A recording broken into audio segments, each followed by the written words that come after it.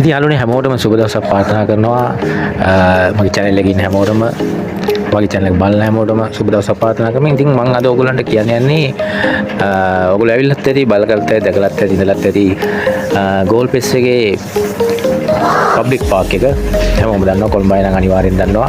ඉතින් අද මම ඔයගොල්ලන්ට පෙන්නන්නේ පබ්ලික් පාක් එකට ඔයගොල්ලන්ට මේ මුලින්ම ෆොටෝස් වල දාලා තියෙනවා මම පබ්ලික් පාක් එකේ තිබිච්ච විදිහ.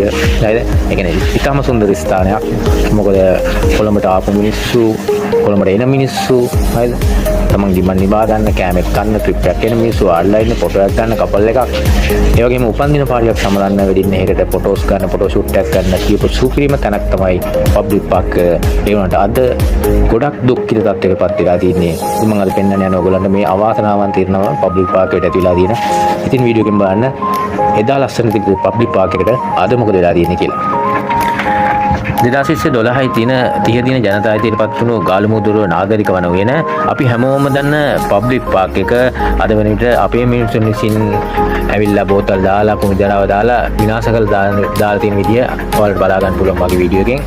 ඒ වගේම තමයි විශාල වශයෙන් කැලේ වැවිලා තනකොළ කපලා නැහැ කිසිම මේන්ටේනන්ස් එකක් මං හිතන විදියට මෑත කාලේදී වෙලා නැහැ. ඒ හින්දා සම්පූර්ණ කැලයක් බවට පත් වෙලා තින්නේ එදායි ලස්සන තිබිච්ච නාගරික වන වෙන.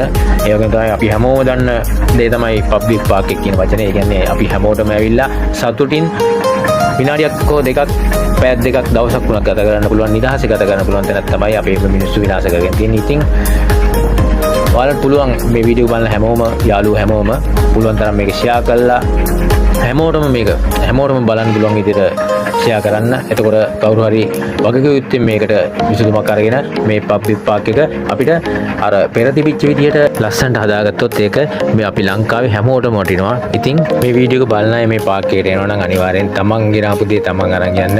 කුණු කසල් දාන්න එපා. අපේ දේවල් අපි රැක ගන්න ඕනේ. ඉතින් මගේ වීඩියෝ එක බලලා ඔයාලා කමෙන්ට් කරන්න ෂෙයා කරන්න හැමෝටම බලන්න. මොකද අපේ සම්පත් අපි රැක ගන්න ඕනේ. ඉතින් සබ්ස්ක්‍රයිබ් කරලා බෙල් අයිකන් එක ක්ලික් කරලා තියාගත්තට පස්සේ මම ඔය මේ වගේ වීඩියෝ එකක් දැම්මට පස්සේ ඔයාලට බලා ගන්න පුළුවන්.